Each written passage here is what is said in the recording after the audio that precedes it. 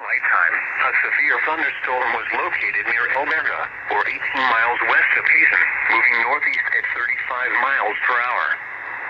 Hazard, 60 miles per hour wind gusts and quarter-size hail. Source, radar indicated.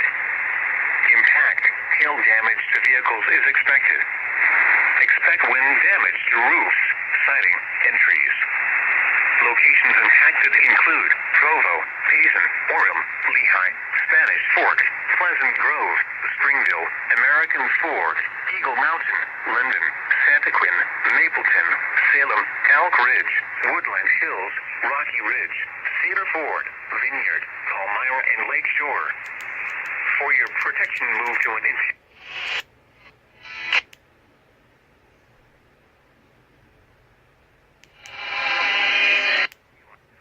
following counties in Utah: Tooele and Utah,